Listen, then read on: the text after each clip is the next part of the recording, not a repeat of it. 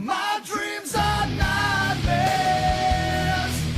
How can I sleep? You got the gun against me. What's going on, everybody? King of Dragons 5000 here, coming at you with another figure review. Today we'll be having a look at the Mattel WWE Elite Collection Royal Rumble Series, Umaga. And so here we have Umaga posing out of the packaging. Before we take a look at the figure, let's actually run through his accessories really fast. Umaga does come with two sets of hands. We do get a set of wide grip hands. We get a left fist hand. And then we get a right hand for performing the Samoan spike. He also comes with his Sirog, which does fit around his waist nicely.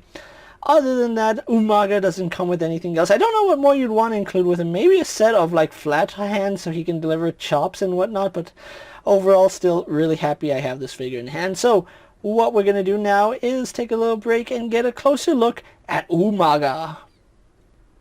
And so here we have a closer look at Umaga, and I think the Samoan bulldozer here looks amazing. They did a fantastic job with this figure. The real effects look so good with this figure. I don't know which head from Umaga I prefer. I really do like the way this one looks.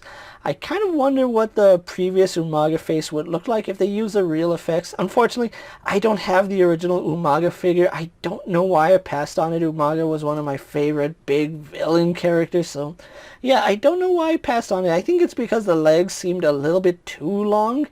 But maybe that's just my imagination. Maybe I'm just remembering that wrong. But yeah, I never picked up the original Umaga figure. And having this one in hand makes me regret not picking that figure up. Because I think they did a really good job with this figure in terms of face and detail. Now, we do have Umaga with his tongue out, which I think is perfect for the Samoan bulldozer. You can see that he has his braided hair right here, which looks really nice. And then we do have his shaven head, which they actually went in and did some shading on that, so it does look shaven. Really good job. I do love the face paint on there. Is it me, or does this face paint look a lot like the way the Usos would paint their faces, except that Jimmy would paint half of his face, Jay would paint the other half? It really is reminiscent of Umaga, which I do think that was a nice little callback. I do like the fact that he has the Samoan necklace on right here, but it's not accurate to Umaga. Umaga had a much different necklace than all the other Samoans. It had like a crescent moon at the bottom of it. So I kind of wish that they had given him his own unique necklace, but it's still a nice accessory. One thing I like about Umaga is the detailing that they put into his tattoos. You can see they did a really good job with it. You can see all the really nice tribalistic tattoos that he has throughout his body, which looks so good, especially right here on his back. Just look at the detailing on there. Really good Samoan tattoos right here. And then we have more of that Samoan tattoos going right here on this side. Something I always love about the Samoan characters is their tattoos. I think the tattoos that they have are amazing, and they are brilliant pieces of art. You can see he still has his tattoos right here. And then he, of course, has his thumb taped up so that he can deliver the Samoan spike. He also does have Samoa tattooed across his abs, which looks really good. And my question is, why did they never use this body for Samoa Joe? I get that it's might be a little bit too big for Samoa Joe, but throughout the final days of his career, Samoa Joe did get a little bit bigger. So yeah, don't know why they didn't use this torso for Samoa Joe. I think it would have worked. That's just me personally, but yeah. Having a look at his attire, he is wearing the Royal Rumble gear that he wore, where he just wore straight red, which I'm not complaining. Red is my favorite color, but I think I would prefer the black with the colored emblems right here. I know the original one was black with red, which I don't know why I didn't pick that figure up. I just don't know. Really do like the Umaga emblem right here. You can see the tribal paint and then the grill that he had. On this side of his tights, it does say Umaga, and then on the back it says Umaga once again. So yeah, I'm even more confused why I never picked that original Umaga figure up if I really do like the way this one came out. Maybe the legs were too long, maybe I'm just remembering that wrong. Really do like the tattoos on his ankles as well. You can see more of that Samoan dynasty-esque tattoos right here. One thing to point out is that the tattoos do bleed onto his foot wraps right here, but because it is black, you don't really notice it, but it is gray on black, so if you look really closely at it, you can see that the tattoos do bleed onto the tape, which that is a little bit unfortunate, but again, from a distance, you're never going to see it. You're never going to notice it if I didn't point that out, so yeah, there is that. And then, of course, he does have the bare feet with the tape. I would have liked to see a little bit of sculpt work, especially because this just looks like painted feet, and Umaga didn't paint his feet. He had sculpted feet, so yeah. Overall, really liking the way Umaga came out. This is such a nice figure, and it still boggles my mind why I passed on that original figure. So, with that out of the way, guys, let's actually compare Umaga to other figures you may have in your collection. So here we have Umaga posed next to the Ultimate Edition's Brock Lesnar and a basic Jeff Hardy. So because I don't have any other Umaga figures to compare him with, we're just going to move on with the articulation. Still boggles my mind why I don't have that first figure. But anyway, moving on to his articulation. He does have a ball joint in the head, which does let him look up. He really doesn't look down all too well, which I never understood why big guys can't look down. They look up for some reason. He can tilt his head slightly, but it is more limited than normal. But he can turn his head left and right, no problem. And I really like the fact that the braids are really soft plastic, so you don't have to worry about breaking them if they get snagged. So, do like that. But be careful of tearing them. If you pull on them, you might tear one, and you don't want to do that to your figures.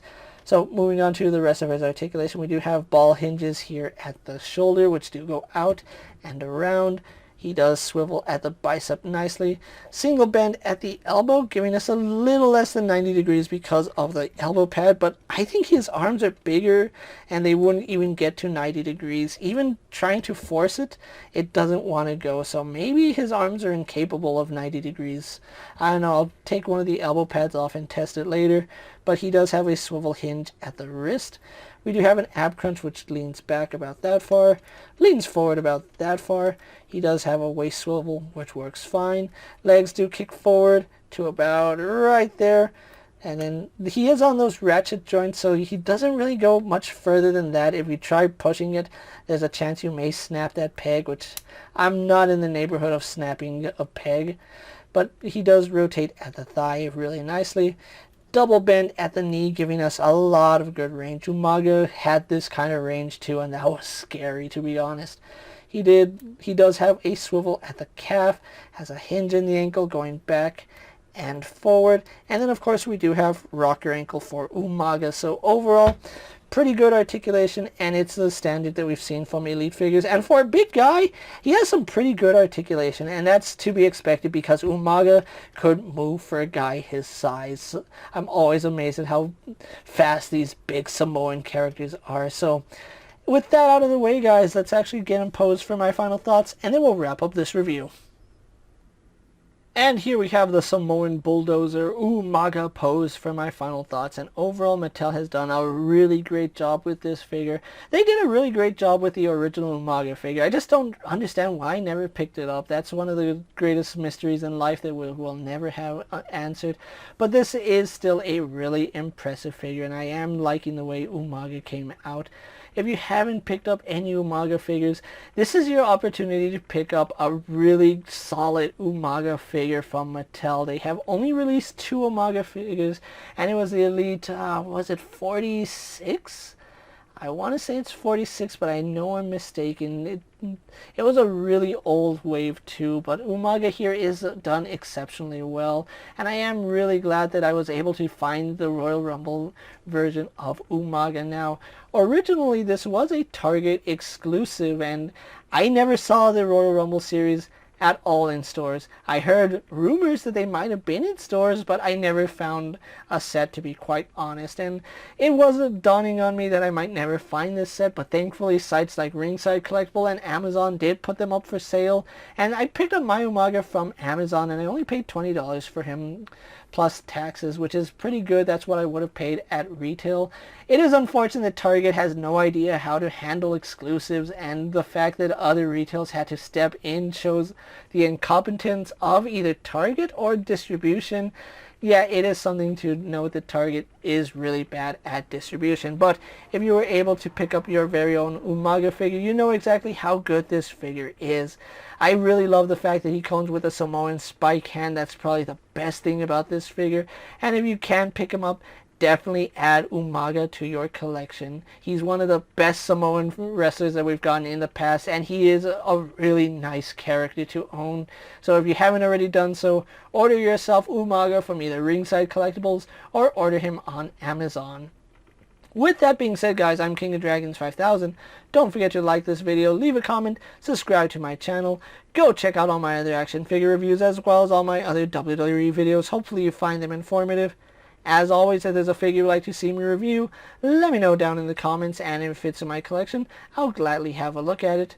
While you're at it, check out my Instagram account for new and exciting action figure photos, and as always, ring that bell to be notified every time I upload a video. Until next time, guys, I'll see you later. Take care, everyone.